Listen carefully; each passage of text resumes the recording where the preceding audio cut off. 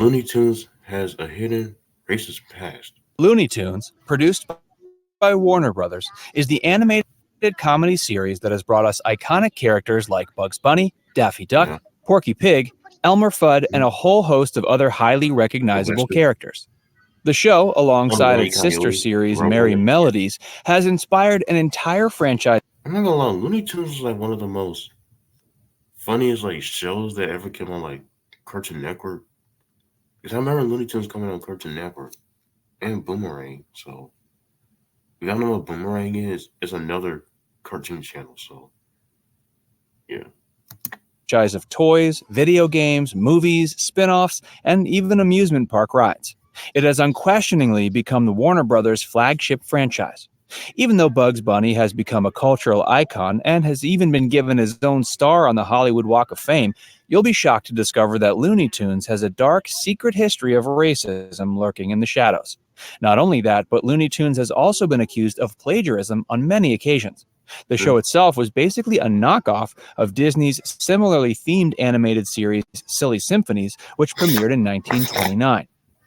Stick around for the whole video to see how even Bugs Bunny himself was guilty of being a racist bigot back in the day. You're not going to believe how he treated a person of color. This is the video Warner Brothers doesn't want you to see. Facts Verse presents Looney Tunes has a hidden racist past. Before we start dismantling your childhood heroes, do us a favor and like this video and subscribe to our channel. Tap the bell icon so you can stay in the know whenever we drop a new fact-filled video. First up on our list is a little old-timey racism from 1931. Let's go. Hitting the trail for Hallelujah Land. This example is actually the oldest on our list. Not only is it notable for its racist content, which we'll get to in a moment, but it's also another example of plagiarized intellectual property. The cartoon bears a striking similarity to Disney's 1928 classic, Steamboat Willie. The comparison is intensified by the presence of a very Mickey Mouse-esque character named Piggy that takes the wheel of the steamboat. The cartoon would later be censored, however, for its overtly offensive character, Uncle Tom. This dog-like creature prances around amidst a parade of dancing skeletons, yet again calling to mind an earlier Disney offering entitled The Skeleton Dance. It might not be super evident when you first see this cartoon that the entire premise is saturated in racism, mostly because the cast is all animals, and the cliches and stereotypes employed are largely antiquated, but this cartoon is indeed dripping in racist bigotry. Most blatantly, Uncle Tom fulfills the stereotype of the superstitious old black man, a motif that has long been recognized as being hurtful and rooted in hate. Before we move on, did you ever get around to hitting the like button and subscribing to our channel? Just wondering. Anyways. Sunday got to Meat and Time and Clean Pastures. These religiously themed releases saw the light of day in 1936 and 37, respectively. I'm sorry. Sunday Why did they draw them like that? Like them big lips. Why they have to draw them with big lips? That just makes it more racist. Go to Meat and Time takes place in the rural countryside and introduces a horde of racially charged caricatures to tell the story of an iniquitous man named Nicodemus who sneaks out of church to go steal some of his neighbor's chickens. Nicodemus. But it's like you're saying the N-word, but it's like K. That's crazy. In the process, he gets bashed in the head and falls into a dream about the hell that surely awaits him if he continues his... Sorry if I keep snorting. My nose is kind of messed up, so I'm sorry. ...wicked ways. Of course, when he wakes up, he repents of his wicked ways and all is well. Clean Pastures, on the other hand, follows the Archangel Gabriel, a caricature based upon the then-popular vaudevillian performer Stepin Fetchit, in his attempt to get the people of Harlem to come to heaven, or as Gabriel calls it, paradise. He struggles to convince this all-black community until 4 angels come to his rescue. These 4 are all based upon famous black jazz musicians, and they insist the only way to get these Harlemites into heaven is by using rhythm. Using music to draw in the black masses was so successful that not only did droves of inner-city folk flood into heaven, but even the devil himself repented. Both episodes heavily employed the use of offensive stereotypes and hurtful cliches. There's a good reason why they've been essentially censored in recent years. Jungle Jiggers and the Isle of Pingo Pongo. Both of these 1938 tunes exploit the idea of the island being full of savage natives. The This Isle is of Pingo Pongo serves more like a parody of travelogues, while its cousin, Jungle Jitters, focuses on the unfortunate unfoldings that transpire when a traveling salesperson finds himself kidnapped by the island's native population. He soon feels much like a fish out of water among the island folk. hold on. Island's native population. He soon feels much like a fish out. Why is he so black? Golly, why is he so black for? Bro, they hated us back then, bro. I could tell. They literally hated us back then because I've never watched Looney Tunes like that. Not even back in the 1900s. This is crazy. Out of water among the island folk, making a connection between jazz music Not and savagery, one. or the sign that reads, "Eat at the Dark Brown Derby," are two very obvious ways the cartoon uses racially charged rhetoric to insensitively arrive at humor. Both cartoons make repeatedly racist jokes and visual gags. Jungle Jitters definitely is the most entertaining of the two and takes its absurd premise to an almost surrealist level, but that still doesn't forgive it for its transgressions.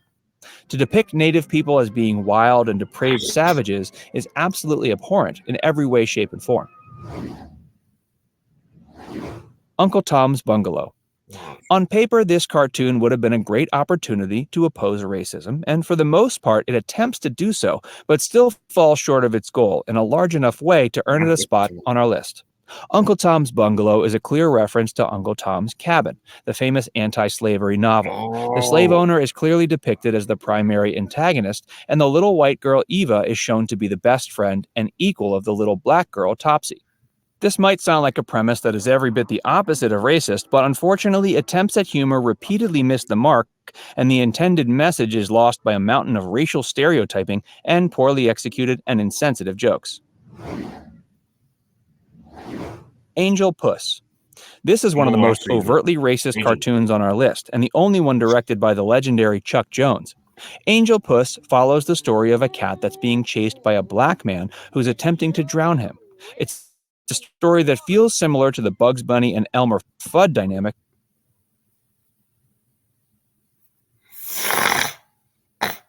I just felt a burn in my nose.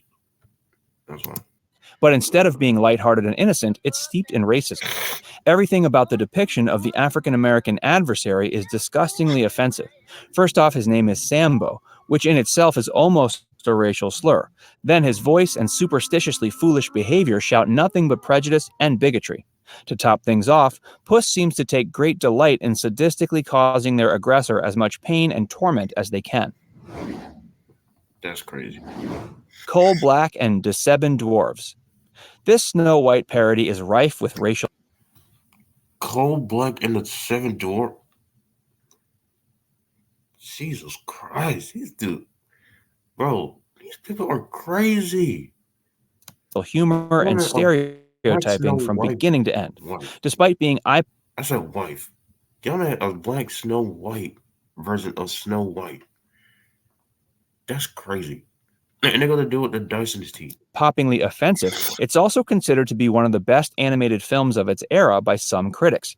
It was released in 1943 and is notable for having an all-black cast of voice actors and for making use of jazz music for its soundtrack.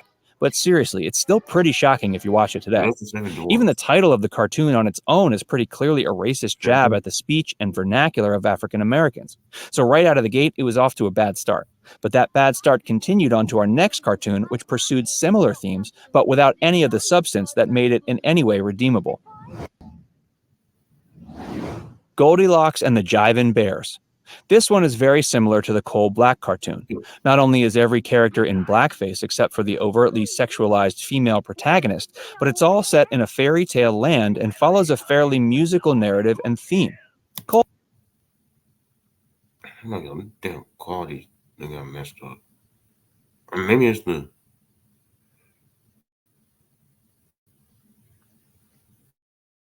this can be cut out.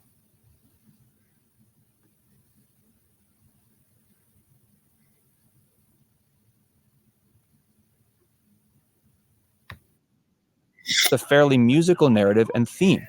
Coal Black actually had a message of sorts that accompanied its racism.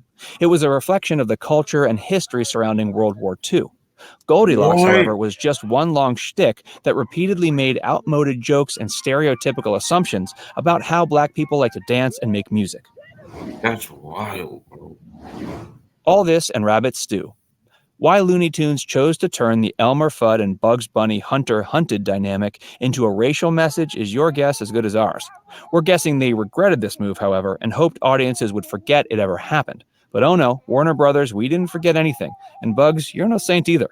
In this 1941 episode, Bugs is being pursued yet again by a hunter. But this time, instead of his usual nemesis, Elmer, his seeker is an African-American man who employs every racial stereotype in the book. Bugs ends up taking the very clothes off his back by playing craps with him. Making use of this washed-out gambling stereotype, Bugs leaves the man with nothing but a leaf to cover his manhood, which he too snags as the episode comes to a close, leaving the man with not even an ounce of dignity.